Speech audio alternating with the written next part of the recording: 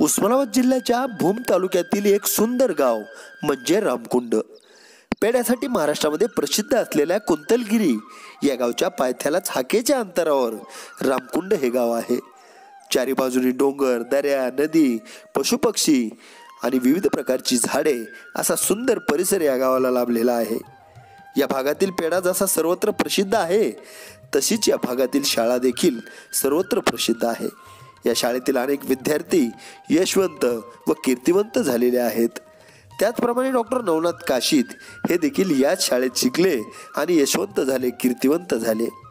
या भागातील स्वर्गीय गंगाधर काशीद या सज्जन व्यक्तिमत्वाच्या पोटी जन्मलेले नवनाथ काशीद आपल्या जीवनामध्ये आईवडिलांच्या सुसंस्कारामुळेच यशस्वी झालेले आहेत. लहानपणापासूनच अभ्यासामध्ये हुशार असलेले डॉक्टर नवनाथ गंगाधर काशीद हे सध्या बीड जिल्ह्यातील केज शहरामध्ये असलेल्या बाबुरावजी आडसकर महाविद्यालयामध्ये वनस्पतीशास्त्र विभागाचे प्राध्यापक म्हणून उत्तम कार्य करत आहेत. म्हणून अशा या गुणवंत व्यक्तिमत्वाच्या आजवरच्या जीवन कार्यावर प्रकाश टाकण्याकरिता आमचे मुलाखतकार संतोष रोकडे यांनी त्यांच्याशी साधलेला हा विशेष संवाद पहा न्यूज वन महाराष्ट्र वाहिनीवर.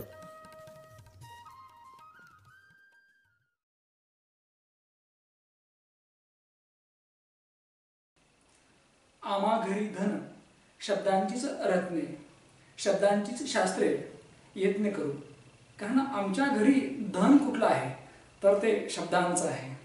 आणि आमच्यामध्ये या ठिकाणी जे सामर्थ्य आहे ते ज्ञानामुळे आम्हाला भेटलेलं आहे. आणि निश्चितपणे जी माणसं या ठिकाणी शब्दावर विश्वास ठेवतात, शब्द पाळतात आणि दिलेला शब्द जो आहे त्यानुसार वागतात, अशी माणसं मग वंदनीय ठरतात.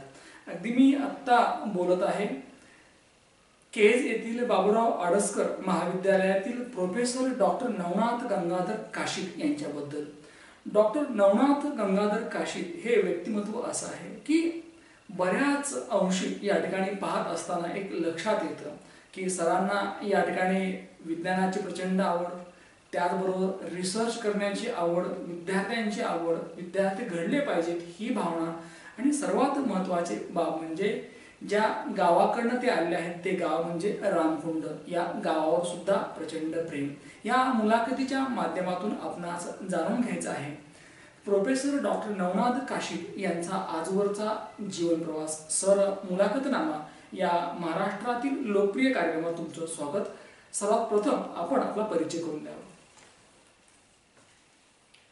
मी प्राध्यापक नवनाथ गंगाधर काशीद 15 जून 1999 पासून केज येथील बाबुरावजी आडसकर महाविद्यालयामध्ये वनस्पतीशास्त्र विषयाचं प्राध्यापक म्हणून कार्यरत आहे. सर, या ठिकाणी मला विचारायला आवडेल की भूम तालुक्यातील रामकुंड हे आपलं गाव. तसं पाहता रामकुंडापासून अगदी हाकेच्या अंतरावर कुंतलगिरी आहे. कुंतलगिरी ज्याप्रमाणे पेढ्यासाठी, खव्यासाठी प्रसिद्ध आहे त्याचप्रमाणे त्या ठिकाणचं शिक्षण सुद्धा अगदी उच्च दर्जाचं. अशा या परिसरामध्ये आपण लहानाचे मोठे झालात, काय सांगाल याबद्दल? अगदी मराठी साहित्यिकांनी जे ग्रामीण कथा लिहिलेल्या आहेत त्या कथेतील जे ग्रामीण एक गाव दाखवलेलं असते, खेडेगाव दाखवलेलं असते, अगदी त्या कथेला समर्पक असणारं माझं गाव रामकुंड, जे कुंतलगिरीच्या पायथ्याशी वसलेलं छोटंसं गाव आहे. चारी बाजूनं डोंगर, दऱ्या, पशुपक्षी, अगदी वर्षातील काही महिने वाहणाऱ्या नद्या आणि अगदी त्या कथेप्रमाणे ग्रामीण सगळं वास्तव जीवन असणारं असं खेडेगाव. आणि या खेडेगावामधून मी माझ्या शैक्षणिक आयुष्याची, मी माझ्या सामाजिक आयुष्याची सुरुवात केलेली आहे. रामकुंडातनं पवित्र झालेलं, त्या मातीमध्ये घडलेलं व्यक्तिमत्व म्हणजे स्वर्गीय गंगाधर काशीद, तुमचे वडील. काय सांगाल सर की रामकुंड या लहानशा सुंदरशा गावामध्ये कशा प्रकारे या ठिकाणी कौटुंबिक पार्श्वभूमी लाभली, कशा प्रकारचं वातावरण होतं, तुमचं प्राथमिक शिक्षण असेल, एकूणच तो माहोल, त्या आठवणी? आई वडील हे माझे पहिले गुरु. त्यांचं शिक्षण किती झालं होतं, ते सुशिक्षित होते की नाही, ते शिक्षित होते की नाही, ते अशिक्षित होते हे महत्त्वाचं नाही. परंतु शाळेमध्ये न जातं समाजाने, समाजातील विविध घटकांनी जे त्यांना घडवलं किंवा त्यांना जगण्याचं जे काही ज्ञान दिलं, त्या ज्ञानाच्या आधारावर माझ्या माहितीनुसार ते माझे पहिले गुरु होते. आणि या व्यवस्थेमध्ये जन्म दिल्यानंतर त्यांनी मला पहिल्यांदा समाजासोबत कसं इंटरॅक्ट करायचं, कसं राहायचं, व्यवस्थेमध्ये एक व्यक्ती म्हणून आपला काय रोल असायला पाहिजे हे त्यांनी मला पहिल्यांदा शिकवलं. म्हणजे अगदी आपण ज्याला म्हणूया की पुस्तकी ज्ञान नसताना सुद्धा त्यांना पुस्तकाबद्दलचं आकर्षण माझ्यामध्ये ते संस्कार रुजवण्याचं कार्य माझ्या आई आणि वडिलांनी केलं. तुम्ही आत्ताच उल्लेख केला की वडील शिकलेले होते की नव्हते हा मॅटर नाही. खरं तर एक गोष्ट निश्चित आहे की आपण जे आज विचार करतो किंवा जे वागतो ही देण हे सगळं शिकवणं वडिलांचं आणि आईचं असतं. रामकुंड या गावामध्ये, अगदी त्या लहानशा गावामध्ये आपण शिक्षण घ्यावं, आपण मोठं व्हावं यासाठी आईवडिलांनी कशा प्रकारचं वातावरण तयार केलं की जेणेकरून तुम्हालाही याच्यामध्ये इंटरेस्ट वाटत गेला? आई वडील जरी अशिक्षित असले तरी ते जवळून पाहायचे की गावातला एखादा विद्यार्थी आहे, गावातला एखादा तरुण शिकलेला आहे, तो शहरामध्ये जातो, चांगल्या पद्धतीचं आयुष्य जगतो, त्याच्यामध्ये चांगल्या प्रकारचे शैक्षणिक आणि सामाजिक संस्कार झालेले आहेत. आणि मग हे अशिक्षित असताना सुद्धा आपलाही मुलगा अशा पद्धतीने शिकावा, संस्कारित व्हावं, त्यानं चांगल्या पद्धतीची नोकरी करावी, परिणामी त्यानं एक समाजाचा एक चांगला नागरिक म्हणून घडावं ही आमच्या आई वडिलांची मनोमन इच्छा असायची. सर, आज आपण प्रोफेसर आहात, डॉक्टर आहात आणि निश्चितपणे या तालुक्यामध्ये, या जिल्ह्यामध्ये, नवीन विद्यापीठामध्ये आपल्याला एक मानाचं स्थान आहे. परंतु ज्या व्यक्तीनं खऱ्या अर्थानं तुम्हाला उभा राहायला शिकवलं, वागायला, बोलायला शिकवलं, ती व्यक्ती म्हणजे सन्माननीय स्वर्गीय गंगाधरजी काशी, तुमचे वडील. आज या क्षणी त्यांना आठवताना नेमक्या कुठल्या कुठल्या आठवणी आहेत, कशा प्रकारे वडिलांना मिस करता? कारण बाप नावाचं एक कॅरेक्टर असतं जे केव्हाच आयुष्यात निघून जात नाही. अगदी बरोबर. या शैक्षणिक क्षेत्रात काम करत असताना, विज्ञानाचा शिक्षक असताना सुद्धा साहित्याचं थोडंफार अंग जोपासलेलं आहे. अनेक या साहित्याचं अंग जोपासलेलं एक साहित्यिक म्हणून मला वडिलांबद्दल बोलताना बऱ्याचशा लेखकांनी असं लिहून ठेवलं की वडील तो घराचा पाठीचा कणा असतो, वडील हे करतात, वडील ते करतात. पण ज्यावेळेस प्रत्यक्ष आपण जन्मदात्या वडिलांच्या बाबतीत बोलायचा प्रयत्न करतो वगैरे, छोट्या छोट्या गोष्टींना वडिलांनी, म्हणजे छोट्या छोट्या चुका असतील, छोट्या छोट्या चांगल्या आपल्या हातून घडलेल्या चांगल्या वाईट गोष्टी असतील, त्या गोष्टीला पाठीशी घालून त्यांनी या समाजामध्ये ताठमानेने कसं जगायचं, खरेपणानं कसं जगायचं, समाजासोबत आपण किती चांगल्या पद्धतीने वागलं पाहिजे. एखाद्यानं जरी आपल्यावर समजा अनुचित मार्गाने किंवा अनुचित पद्धतीने काही गोष्टी आपल्या बाबतीत केल्या असतील तरी त्या लोकांना माफ करून पुढे जायचं म्हणल्यानंतर चांगल्या वाईट गोष्टींचा शिदोरी सोबतच घेऊन चालायला पाहिजे.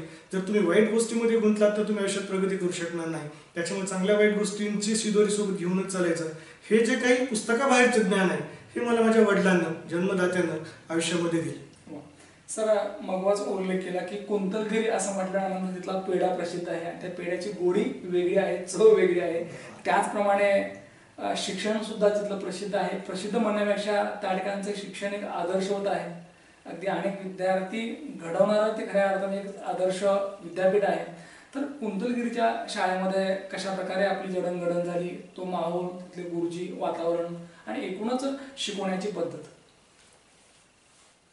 विद्यार्थ्यांना त्याच्या आयुष्यामध्ये जसं आपण आईवडिलांचे संस्कार म्हणतो तशी शाळा ही त्याच्या आयुष्याचा एक फार महत्त्वाचा घटक असतो. मी तर असं म्हणेल की जे काही बरेचसे चांगले विचारवंत, साहित्यिक, संशोधक आणि अगदी अलीकडच्या क्षेत्रात ते राजकारणी आपण असं म्हणूया, त्यांची जी काही जडणघडण आहे ही मूलतः या माध्यमिक अगदी 10वीपर्यंतची, 1ली ते 10वीपर्यंतच्या शिक्षण पद्धतीमध्ये झालेली असते.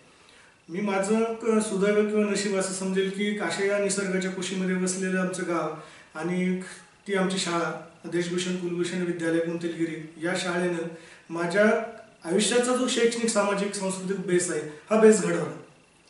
शाळेचे वैशिष्ट्य अगदी 2 वाक्यामध्ये सांगता येणार नाही, पण लिंग, जात, धर्म या सगळ्या गोष्टींना बाजूला सारून अगदी आपण काय म्हणूया त्याला की उच्च शिक्षित किंवा श्रीमंताचा मुलगा आणि त्याच्यासोबत अशिक्षित आईवडिलांचा मुलगा सुद्धा एकाच डेस्कवर एकाच बाकड्यावर बसून ज्यावेळेस अध्ययनाचं काम करतो आणि तशा प्रकारचं अध्यापन त्या ठिकाणचे शिक्षक अगदी कुठलाही भेदभाव न ठेवता करतात आणि त्यांच्या दृष्टीनं दोन्ही विद्यार्थी म्हणजे गर्भश्रीमंताचा मुलगा आणि अशिक्षित आईवडिलांचा मुलगा एकाच डेस्कवर बसून आपण त्याला संस्कारित करायचे, अशा प्रकारची शिक्षण पद्धती अगदी आश्रम पद्धतीचं जे शिक्षण आहे तशा पद्धतीचं संस्कारित शिक्षण पद्धती या कुंथलगिरीच्या शाळेमधून मला मिळाली.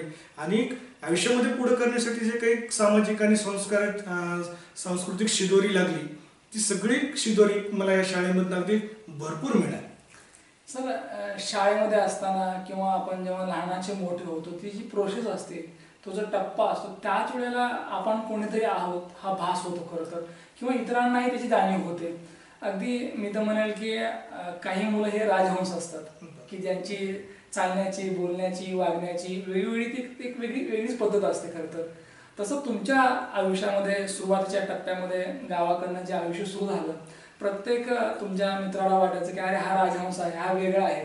काय कारण होतं की अगदी मित्रांना तुम्ही आपलेसे वाटलात, चांगले वाटलात आणि आदर्श वाटलात? काय कशा प्रकारचं आपलं आचरण होतं?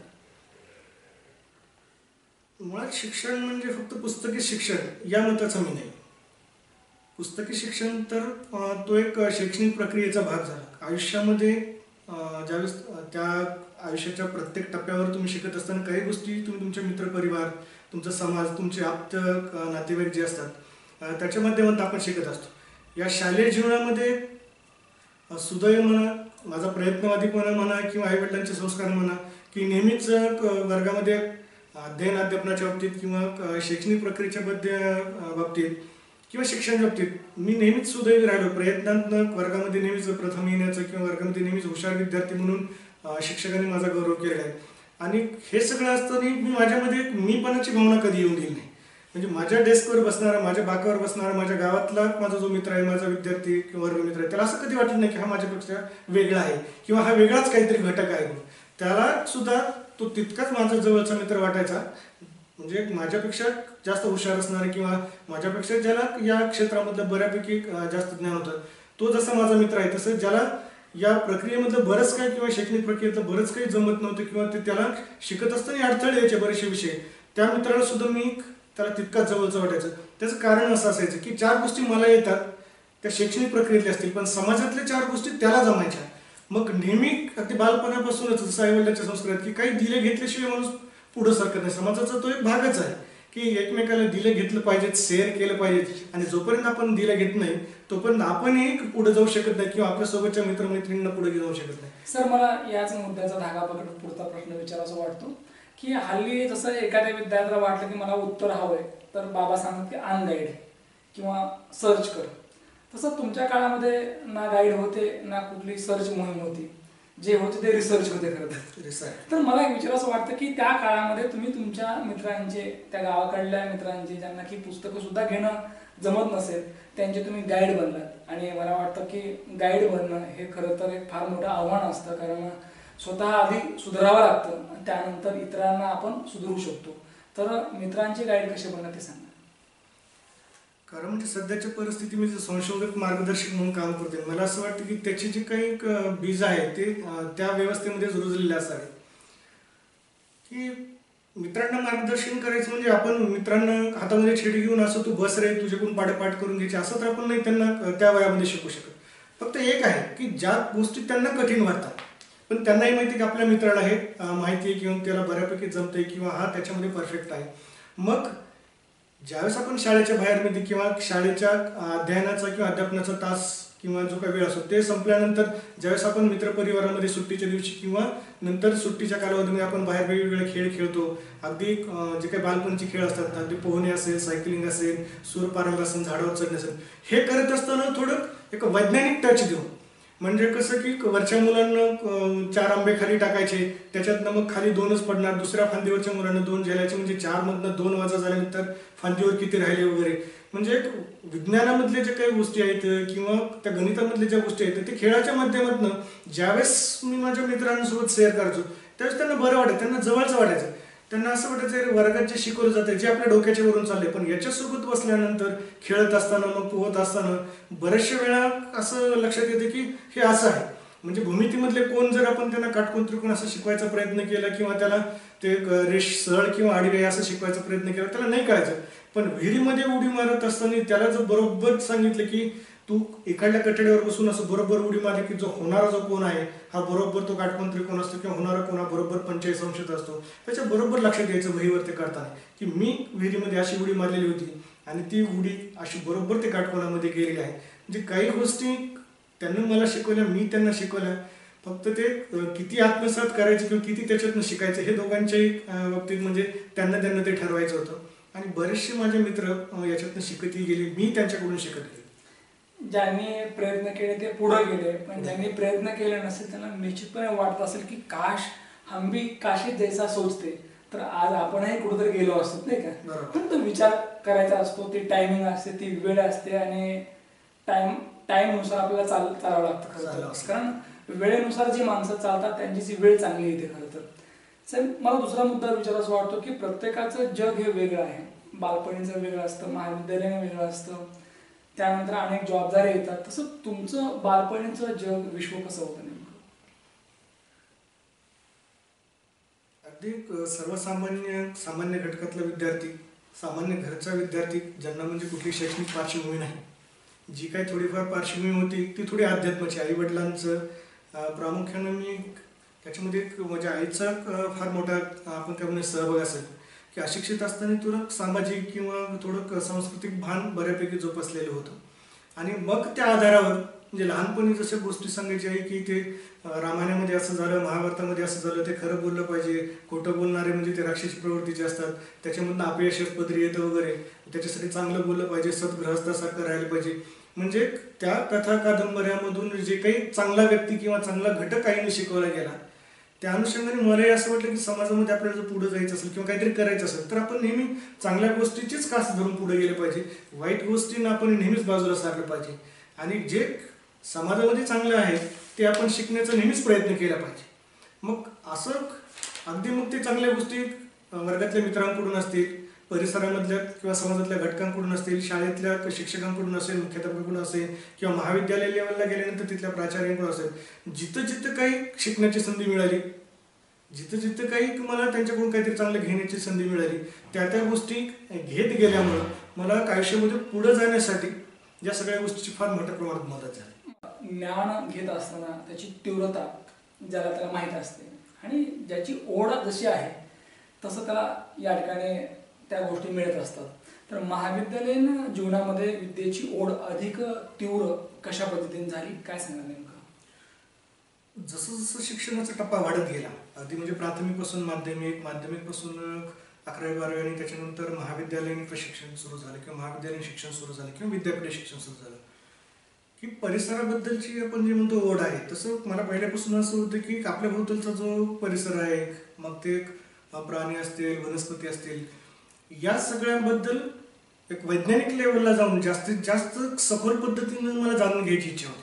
म्हणजे मी 10-15 वर्ष ग्रामीण भागामध्ये असताना किंवा शाळेमध्ये असताना ज्या पक्ष्यांना पाहायचो, ज्या वनस्पतींना पाहायचो, त्याच्याबद्दलचं म्हणजे आपण ज्याला म्हणतो लोकल जे सामान्य ज्ञान आहे ते असायचं, पण त्याचं शास्त्रीय त्याच्याबद्दलचं जे काही माहिती आहे, शास्त्रीय जे ज्ञान आहे, मग ते वनस्पतीबद्दल असेल तर त्याचे जे काही मेडिसिनल ॲप्लिकेशन्स आहेत, ते उपयोग आहेत, खरंच त्याचे मेडिसिनल उपयोग आहेत का, पुस्तकामध्ये लिहिलेलं काय आहे, आणि ग्रामीण भागामध्ये जे काही प्रॅक्टिशनर आहेत किंवा आपण ज्याला वैद्य वगैरे असं म्हणतो, ते लोक ज्या पद्धतीने मग त्या वनस्पतीचा उपयोग करून वेगवेगळ्या आजारावर किंवा वेगवेगळ्या दुर्दम्य जे रोग आहेत त्याच्यावर त्याचा उपयोग करतात. आणि मग पुस्तकी ज्ञान तसंच आहे का पुस्तकी ज्ञान याच्यापेक्षा अजून काय वेगळं आहे, हे किंवा याच्याबद्दलची किंवा आपल्या निसर्गाबद्दल जाणून घेण्याची माझी जसं जसं इच्छाशक्ती वाढत गेली तसं तसं उच्च शिक्षणाकडे किंवा तसं तसं महाविद्यालय शिक्षणाकडे मी फार असं काय म्हणून आपण जवळून किंवा तन्मयतेनं पाहण्याचा प्रयत्न करायला.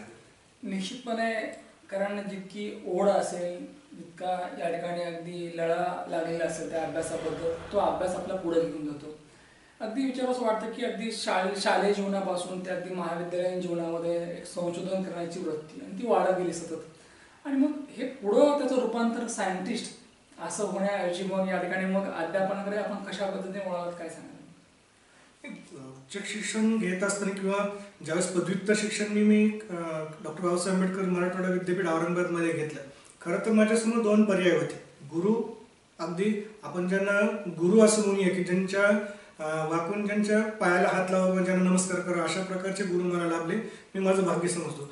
तर पदव्युत्तर शिक्षण झाल्यानंतर माझ्यासमोर दोन पर्याय होते. एक तर कुठंतरी नोकरी किंवा आपल्या आयत्या ज्ञानाचा उपयोग करून कुठंतरी जॉब करायचा आणि आपली जी काही प्रतिकूल परिस्थिती आहे गावाकडची, या प्रतिकूल परिस्थितीला की मग ते भावंड असतील किंवा आई वडील असतील यांना आर्थिकदृष्ट्या मदत करायची, त्याच्यासाठी नोकरीचा स्वीकार करायचा, किंवा आहे त्या ज्ञानाच्या आधारावर मग संशोधन क्षेत्रामध्ये.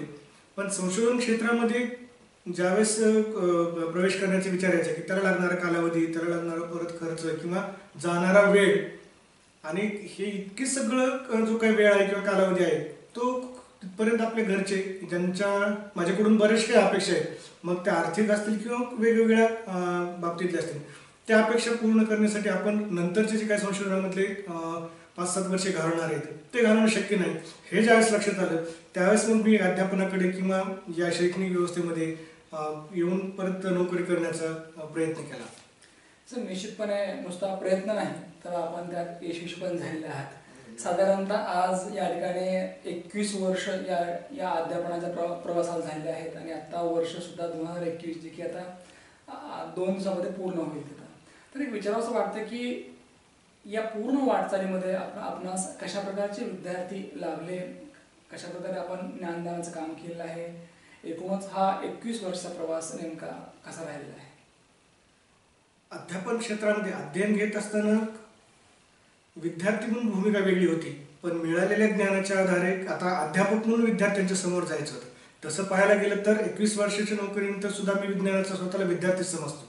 म्हणजे शिक्षक परिपूर्ण असतोच किंवा असायलाच पाहिजे असं काही नाही. शिक्षकांनाही बदलत्या परिस्थितीनुसार शिकायलाच पाहिजे, आणि जोपर्यंत शिक्षक स्वतः अपडेट राहत नाही किंवा नवीन शिकत राहत नाही तोपर्यंत विद्यार्थ्याला परिपूर्णपणे ज्ञान देईल याची काही शाश्वती नाही.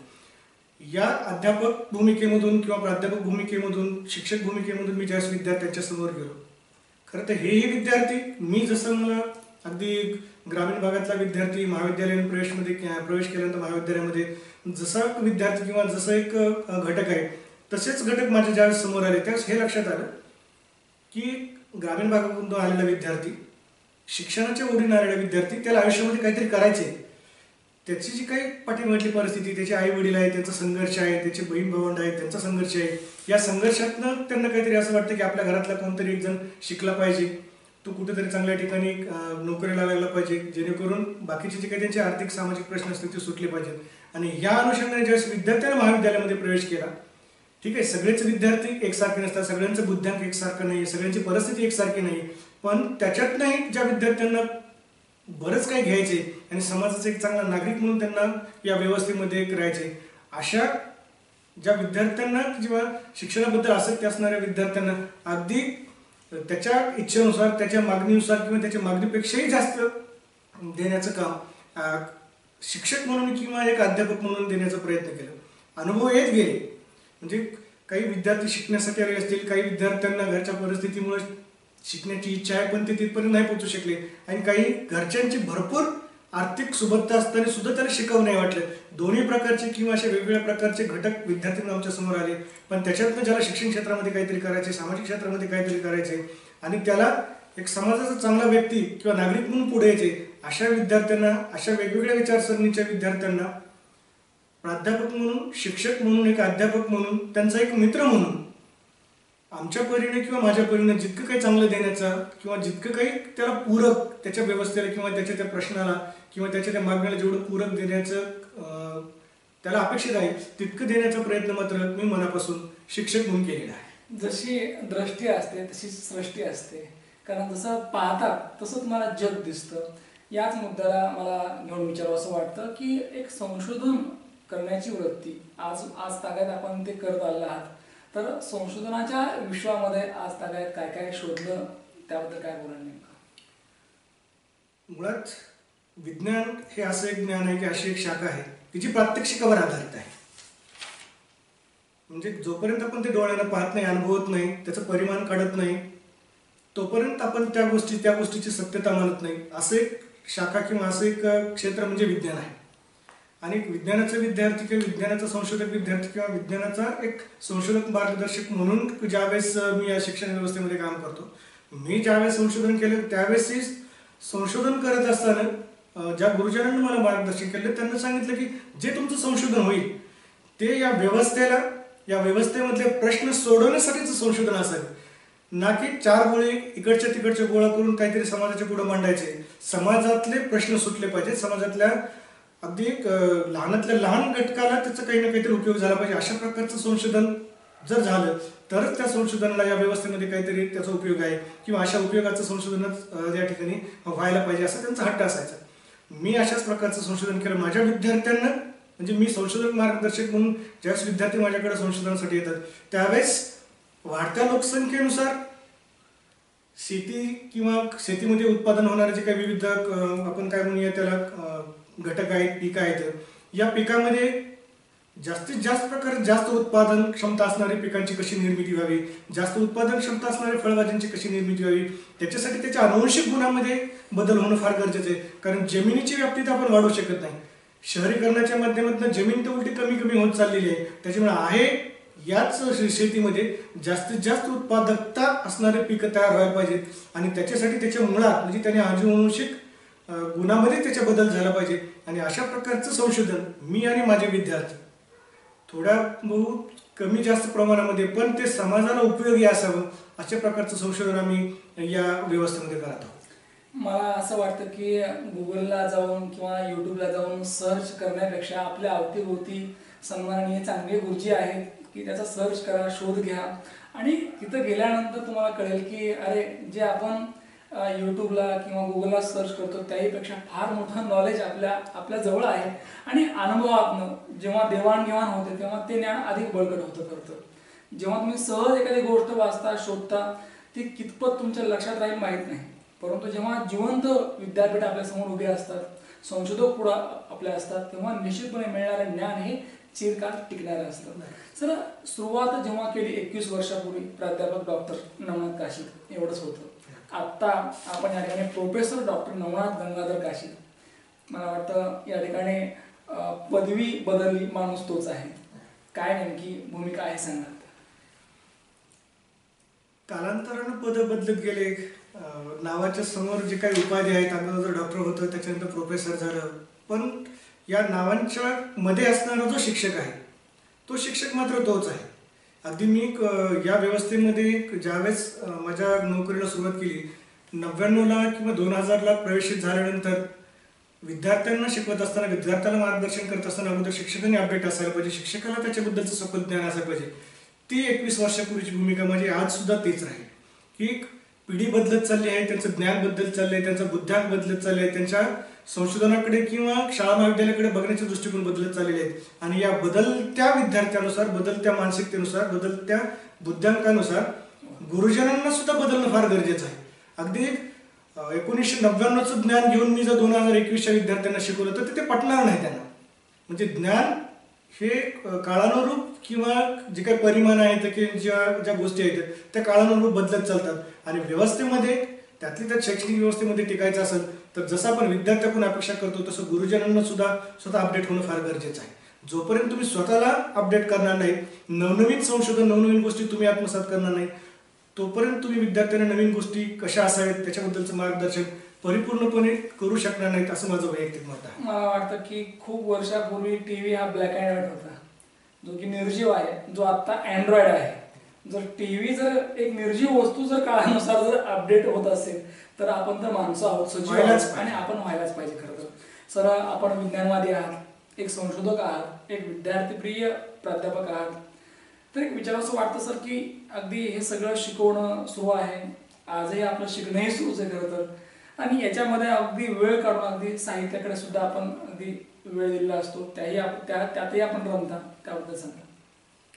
साहित्याची आवड आपण जसं म्हणतो की बऱ्याचशा गोष्टी असते की आपण ज्या आईच्या पोटामध्ये शिकून येतो मी सुरुवातीला सांगितले की आई शैक्षणिकदृष्ट्या अशिक्षित असली तरी सामाजिक आणि सांस्कृतिकदृष्ट्या अशिक्षित नव्हती. ती अगदी शिक्षित पदव्युत्तर किंवा ज्याचं डॉक्टरेट झालं मी असं नाही, त्यांच्यापेक्षा जास्त शिक्षण म्हणजे बरेचसे पारायण ग्रंथ म्हणजे पुस्तकी ज्ञान नसताना सुद्धा माझ्या आईला पाठ आहे. ते एक म्हणजे एक संस्काराचं विद्यापीठच आहे. मग अगदी जन्मल्यापासूनच मग वेगवेगळ्या कथा कादंबऱ्या, वेगवेगळे पुराण ऐकणं, वेगवेगळ्या गोष्टी ऐकणं, मग त्या काल्पनिक आधारावर असतील किंवा पुस्तकी ज्ञानाच्या बाहेरच्या असतील, या सगळ्या गोष्टीतून एक लक्ष द्यायचे की आयुष्यामध्ये जसं आपण बेरीज वजाबाकी विज्ञान शिकतो तसंच हा एक आयुष्यातला महत्त्वाचा घटक आहे की ज्याच्यामध्ये आपल्याला की वडिलांचा मान केला पाहिजे, आपल्यापेक्षा जे ज्येष्ठ आहे ते त्यांचा सन्मान केला पाहिजे, किंवा हे सगळं पटवून देण्यासाठी जे काही छत्रपती शिवाजी महाराजांची उदाहरणं असतील किंवा रामकृष्णांची उदाहरणं असतील किंवा इकडे कृष्णांची उदाहरणं असतील, हे सगळे जे काही संस्कार हे सगळे आईने दिलेले आहेत. त्याच्यामुळं विज्ञानाचा प्राध्यापक किंवा विज्ञानाचा विद्यार्थी असताना सुद्धा हे जे काही साहित्य आहे, जी काही वेगवेगळ्या कथा कादंबऱ्या आहेत, याच्यामधनं जे काही ग्रामीण जीवन रेखाटलेलं आहे, याच्यामधनं शेतकऱ्याचं जीवन रेखाटलेलं आहे, याच्यामधनं एखाद्या संशोधकाचं जीवन रेखाटलेलं आहे, एखाद्या यशवंतराव चव्हाणांसारखं आदरणीय यशवंतराव चव्हाणांसारखं जीवनचरित्र रेखाटलेलं आहे की ज्यांना या देशासाठी किंवा या परिस्थितीत महाराष्ट्राच्या एकंदरीत सामाजिक शैक्षणिक किंवा शेतीशी निगडीत असणाऱ्या परिस्थितीमध्ये आमूलाग्र बदल घडवण्यासाठी प्रयत्न केले आहेत. जे काही त्यांना या देशासाठी किंवा या राज्यासाठी किंवा या व्यवस्थेसाठी काम केले, अशांना कुठेतरी वाचलंच पाहिजे. त्यांना मांडलेलं जे साहित्य किंवा विविध साहित्यिकांना जे काही ग्रामीण साहित्य किंवा चळवळीतलं साहित्य मांडलेलं आहे ते साहित्य वाचायलाच पाहिजे. ते वाचलं तर आपण समृद्ध होतो, असं माझं ते वैयक्तिक मत आहे. पण त्याच्यातनं व्यक्तीसुद्धा समृद्ध होतो. आणि ज्यावेळेस एखादा समृद्ध वारसा आपल्यासोबत असतो त्यावेळेस अगदी तुम्ही विज्ञानवादी असा किंवा कुठलाही असा समृद्ध वारसा सोबत घेतला की नक्कीच तुम्हाला समाजापुढे जाताना कुठल्याही प्रकारची भीती बाळगण्याची किंवा कुठल्याही प्रकारच्या न्यूनगंड आपल्या मनामध्ये असण्याचं काही कारण राहतच नाही. वाचेल तोच वाचेल खरं तर, आणि ज्याला वाचनाचं महत्त्व कळालं तीच माणसं वाचली. सर, मला एक विचार असं वाटतं की रामकुंड या गावातनं आपण अलगदपणे बाहेर पडलात. अगदी वडील वैकुंठवाशी गंगाधरची काशी यांच्या संस्कारामध्ये, आईच्या संस्कारामध्ये आपण लहानाचे मोठे झालात आणि आज या केज नगरीमध्ये आपण स्थिरावलेले आहात. तर आत्ताचं जे विश्व आहे, खास करून तुमच्या सौभाग्यवती असतील ज्या की स्वतः शिक्षिका आहेत, एकूणच तुमचं आत्ताचं हे कुटुंब, त्याचबरोबर वेगवेगळ्या आवडीनिवडी किंवा आत्ताचं जे रुटीन लाईफ आहे त्याबद्दल काय सांगाल? पहा की एक व्यक्तीच्या आपण असं म्हणूया की त्याच्या एकंदरीत जे काय त्याचा उत्कर्ष वगैरे होतो त्याच्या यशामागं एका स्त्रीचा हात आहे. जसं अगदी या स्टेजला येईपर्यंत पहिली स्त्री म्हणजे माझी आई, आणि आमचं या व्यवस्थेमध्ये आल्यानंतर परत माझी अर्धांगिनी जी एक योगायोग असा आहे की व्यवसायानं ती एक शिक्षिका आहे. मी असं म्हणणार नाही की ती फार आदर्श शिक्षिका आहे, पण तिला हे माहिती आहे की या व्यवस्थेमध्ये एक शिक्षक म्हणून राहत असताना जे काही चांगल्या गोष्टी आहेत, आपण जो वसा घेतलेला आहे विद्यार्थ्यांना शिकवायचा, अगदी ती प्राथमिकच्या विद्यार्थ्यांना शिकवते, पण जो आपण शिक्षणाचा वसा घेतलेला आहे अगदी ते परिपूर्णपणे म्हणजे तिच्याकडे जे काही आहे सामाजिक ज्ञान असेल, शैक्षणिक ज्ञान असेल, ते परिपूर्णपणे देण्याचा प्रयत्न करते. आणि हे करत असताना संसाराचा गाडा तितक्याच ताकदीने सांभाळते. अगदी माझं संशोधन चालू असताना ती विज्ञानाचे विद्यार्थी असल्यामुळं ज्यावेळेस माझ्या संशोधन प्रक्रियेमध्ये ज्या काही गणितीय पद्धतीचे सिद्धांत आले किंवा जे काही थोडीफार मदत मला लागली, अगदी एक मित्र म्हणून किंवा एक मैत्रीण म्हणून तिने अगदी हिरिरीनं ते तुमचं संशोधन आहे किंवा ते मला कसं जमलं असं न म्हणता आहे त्या ज्ञानाच्या आधारे मी कितपत तुमच्या संशोधनामध्ये किंवा तुमच्या शैक्षणिक आयुष्यामध्ये किंवा या संशोधनाच्या प्रक्रियेमध्ये कितपत चांगल्या प्रकारे कॉन्ट्रीब्यूट करू शकते किंवा किती मदत करू शकते, अगदी तिने खांद्याला खांदा देऊन मला मदत करायचा प्रयत्न करते. त्याच्यामुळे होतं काय की या शैक्षणिक व्यवस्थेमध्ये किंवा या संशोधनच्या प्रक्रियेमध्ये घरामध्ये जर मी एखाद्या नवीन विषयावर अगदी विद्यार्थी आल्यानंतर त्यांच्यासोबत चर्चा करतो तर ते आमच्या सौभाग्यबद्दल असं वेगळं काही वाटत नाही. त्यांना असं वाटतं की चला नवीन विद्यार्थी आले, नवीन संशोधनावर आधारित काहीतरी चर्चा करतात आणि आपल्याला नवीन काहीतरी ऐकायला भेटते आणि जे काय आहे ते समाजाच्या उपयोगाचं आहे याच्यावर मात्र तिचा ठाम विश्वास आहे. मला असं वाटतं की जे तुमच्यात आहे ते तुम्हाला शांत बसू देत नाही. खरं तर तुमच्यामध्ये जे कॅरेक्टर लपलेलं आहे ते तुम्हाला नेहमी त्या दिशेने घेऊन जातं. तुमच्यामध्ये एक चांगला संशोधक आहे, तर या संशोधकाला मला विचारावं असं वाटतं की पुढील संशोधन काय असेल. तसं तर जो काही संशोधनाचा पायाच आहे, म्हणजे मी जे संशोधन केले किंवा माझे विद्यार्थी माझ्यासोबत जे काम करतात, हा आमच्या संशोधनाचा मूळ पायाच असा आहे की जे अन्न निर्मितीची किंवा समाजामधल्या जे काही समस्या आहेत आपलं संशोधन समाजाच्या कुठंतरी ते उपयोगी पडलं पाहिजे. म्हणजे मी ज्या विद्यार्थ्यांना सोबत घेऊन किंवा विद्यार्थ्यांच्या सोबत मी काम करतो, संशोधक विद्यार्थी म्हणून किंवा संशोधन मार्गदर्शक म्हणून, आमचं जे संशोधन बाहेर पडतं किंवा आम्ही संशोधनाच्या माध्यमातून जे काही निष्कर्ष काढले असतात, अगदी माझे जे काही 3 विद्यार्थ्यांचं संशोधन पूर्ण झाले, ज्याच्यामध्ये चिक पीवर असं ज्याला आपण हरभरा असं म्हणतो, एक सूर्यफुलावर आहे, दुसरं जवस आहे, की अशा पद्धतीच्या आम्ही वनस्पती शोधलेल्या आहेत किंवा व्हरायटी नवीन अशा शोधलेल्या आहेत की अनुवंशिक बदल होऊन एखाद्या वनस्पतीला जर फूल येण्यासाठी त्याला एक 48 दिवस लागत असतील, तर आम्ही केलेल्या संशोधनामध्ये ते 35 किंवा 32 दिवसामध्येच त्या वनस्पतींना फुलं आलेली आहेत. म्हणजे परिणामी त्याला फळ येण्याची जी काही त्याची प्रक्रिया आहे ती अगोदर आहे, जेणेकरून त्याला लागणार जे काही खत पाणी पुरवठा आहे हा कमी प्रमाणात लागतो आणि ते कमी दिवसामध्ये म्हणजे पूर्ण मॅच्युअर होते किंवा ते पूर्ण स्वाद जाते. आणि सोबतच त्याची जी काही उत्पादन क्षमता आहे, ज्याला आपण यील्ड कॅपॅसिटी म्हणतो, ही जास्तीत जास्त आहे. परिणाम सरासरीपेक्षा जास्त उत्पादन असणारे, ज्याला आपण हाय यील्डिंग कॅपॅसिटी असणाऱ्या वनस्पती जर आहे त्या क्षेत्रामध्ये जास्त उत्पादन क्षमता असणाऱ्या जर वनस्पतीची नवनिर्मिती झाली, ते संशोधन किंवा ती उत्पादकता ही समाजासाठी उपयोगी आहे. समाजाच्या जे काही मूलभूत गरजा आहेत त्या गरजा, अन्नाची जी काही गरज आहे ती गरज भागवण्यासाठी हे संशोधन फार महत्त्वाचं आहे. आणि अशा प्रकारचं संशोधन अगदी आपण जसं म्हणतो विद्यापीठी लेवलवर किंवा एखाद्या जे काही नामांकित प्रयोगशाळा असते, अशा प्रकारची एक प्रयोगशाळा या परिसरामध्ये ज्या व्यवस्थेमध्ये मी काम करतो त्या व्यवस्थेमध्ये अशा प्रकारची प्रयोगशाळाची निर्मिती व्हावी, त्याचं संवर्धन व्हावं आणि या परिसरातल्या आमच्या शेतकरी बांधवांना, या परिसरातल्या आमच्या नवीन येऊ घातलेल्या संशोधकांना किंवा पदव्युत्तरमध्ये शिकणाऱ्या विद्यार्थ्यांना इथं काहीतरी चांगल्या पद्धतीचं होतंय जे समाज उपयोगी आहे, अशा प्रकारचं संशोधन होतं किंवा संशोधन पण असं काहीतरी कार्य चालू आहे. म्हणजे त्यांना म्हणावं म्हणून नाही, पण या व्यवस्थेमध्ये आल्यानंतर मी समाजाचं काहीतरी देणं लागतो. मी ही व्यवस्था सोडून जात असताना किंवा हे सगळं सोडून जात असताना पाठीमागे काहीतरी समाजासाठी उपयोगी 4 गोष्टी सोडून जातोय, हे ज्यावेळेस मला मनाला समाधानकारक वाटेल किंवा हे ज्यावेळेस होईल त्यावेळेसच मी शिक्षक म्हणून, संशोधक म्हणून काहीतरी या आयुष्यामध्ये, या समाजामध्ये भूमिका पार पाडत आहे, याचं समाधान मला वाटत राहील. मी सुवर्णा नवनाथ काशीत, जिल्हा परिषद प्राथमिक शाळा जाधवजवळ येथे कार्यरत आहे. ताई, आपणही या ठिकाणी एक चांगल्या शिक्षिका आहेत, त्याचबरोबर तुमचे मिस्टरसुद्धा एक चांगले प्राध्यापक आहेत. दोघंही आपण या ठिकाणी शिक्षण क्षेत्रामध्ये आपण चांगलं काम करत आहात, दोघांचे योगदान आहे. आत्ताच या ठिकाणी तुमच्या मिस्टरांची मी मुलाखत घेतली आहे, त्यांच्या कार्याचा, त्यांच्या आजवरच्या वाटचालीचा गौरव केला आहे. तर एक पत्नी म्हणून आपली भूमिका काय असते, काय नेमक्या भावनेत काय सांगाल नेमकं? पत्नी म्हणून मी नेहमीच त्यांना सहकार्य करते, त्यांच्या सामाजिक कार्यामध्ये किंवा शैक्षणिक कार्यामध्ये, आणि कौटुंबिक सर्व जबाबदाऱ्या त्यांना जे आनंद देतील अशा सर्व जबाबदाऱ्या मी पार पाडते आणि त्यांचं मला खूपच कौतुक आहे. ताई, त्यांची एक भूमिका आहे पण तुमच्या 2 भूमिका आहेत. एक तुम्ही गृहिणीसुद्धा आहात आणि त्याचबरोबर अगदी शिक्षिका पण आहात. तर या दोन्ही भूमिका आपण कशा पद्धतीने निभावता, काय सांगाल नेमकं? कसं आहे, म्हणजे एक घर सांभाळून नोकरी करणारी जी असते महिला, तिला घरचा सगळ्यांचा सपोर्ट खूप गरजेचा असतो. त्याचप्रमाणे माझं असं नशीब आहे की मला खूप चांगले सगळे सासरचे खूप चांगले माणसं भेटले, ज्यांनी की मला माझ्या शैक्षणिकाच्या कार्यामध्ये पण आणि घरच्या याच्यामध्ये पण, मुलं सांभाळण्यामध्ये पण खूप सहकार्य केलं. जिल्हा परिषद प्राथमिक शाळा जाधवजवळ, तालुका केज या ठिकाणी आपण अध्यापनाचं काम करत आहेत.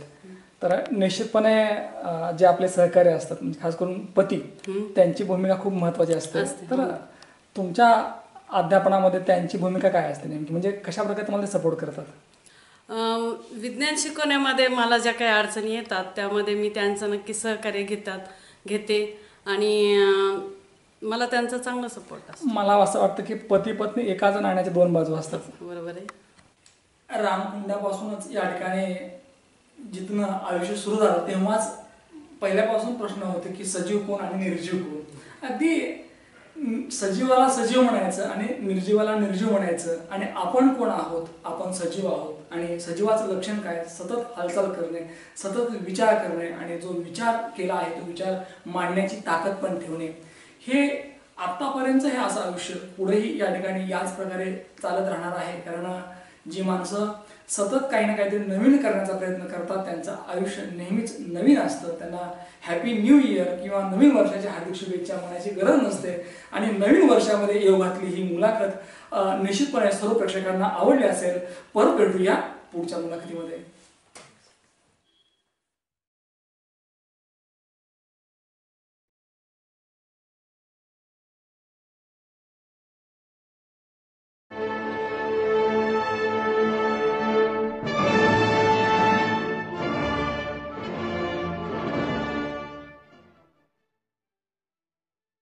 महाराष्ट्रातील लोकप्रिय मराठी वाहिनी न्यूज वन महाराष्ट्र. लाईक करा, शेअर करा, सबस्क्राईब करा. News one Maharashtra.